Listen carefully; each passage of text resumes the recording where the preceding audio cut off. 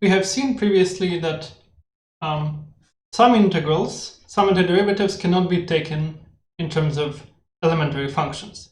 Now, what this means in terms of applications of antiderivatives to different numerical methods is that sometimes computing the antiderivative in a closed form is not feasible or just impossible. So if our goal is to evaluate a certain definite integral for any computational purposes, numerical purposes, modeling, you name it. If your goal is to just evaluate an integral like this, you may not always be able to use the fundamental theorem of calculus, which is saying, well, this is just the difference of the values of the antiderivative at the endpoints. Now, this can be occasionally difficult to use, or even impossible to use.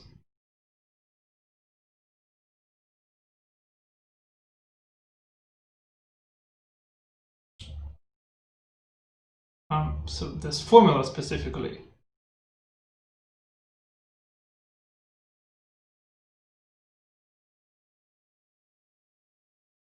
So recall, for example, the integral of e to the minus x squared dx. So here's an integral that is of uttermost importance in statistics, but it doesn't have an elementary antiderivative. Right, so what do we do instead? How do we compute definite integrals with this function without computing the antiderivative? Well, the solution is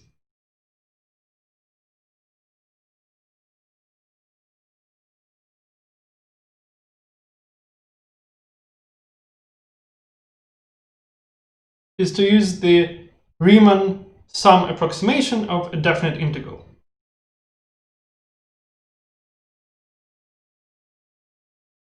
So specifically, we want to use that a definite integral like this is the limit when the partition is getting increasingly fine. So here, n is the number of subintervals in the partition of a to b.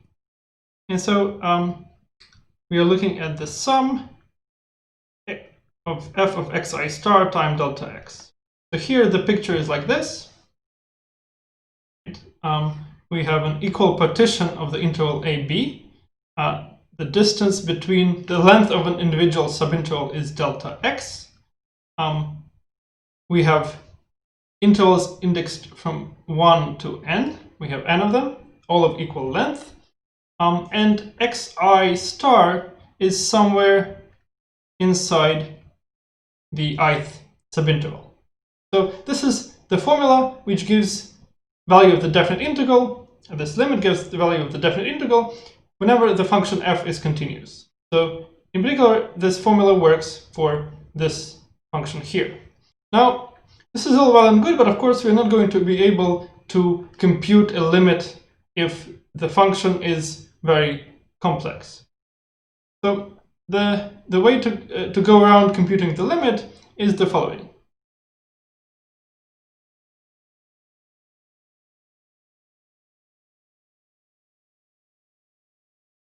So we can say that the limit, value of the limit when n goes to infinity, is approximately value of the sum for a finite n. So we're saying that our integral is approximately value of the finite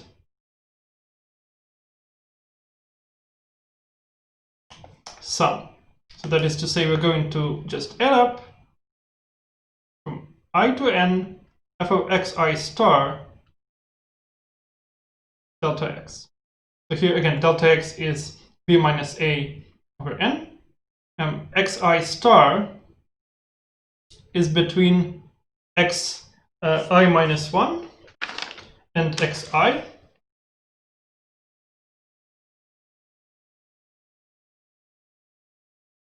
And finally, xi here is a plus I times delta x, so that we have equally spaced points xi.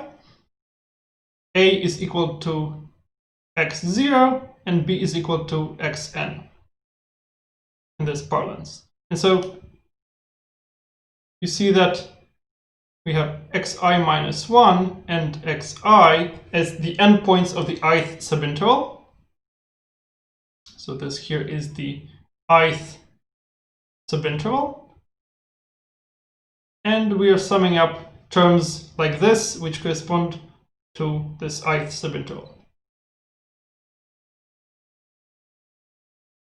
So of course, the idea for this approximation is that we are using some intermediate value of the function, say this one here,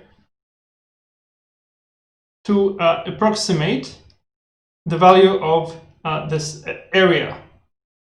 Right? And then once we construct such approximations for every subinterval, we add them up, so hence the sum. So basically, we think of a definite integral as area under the curve, and then approximate this area using different geometric reasoning, different kinds of geometric reasoning, by replacing the area under the curve with the rectangle, with the trapezoid, and so on.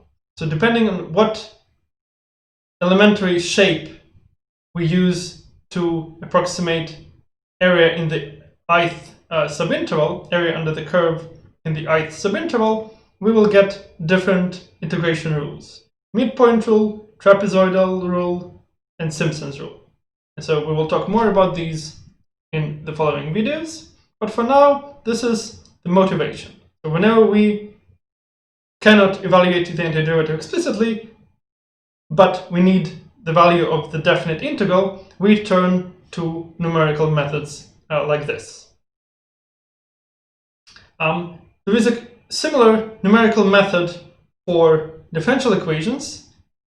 So this problem of not being able to compute the antiderivative analytically can arise also in differential equations. And so later in this lecture, we'll discuss numerical methods for solving differential equations, specifically what is called the Euler's method. But more about that later.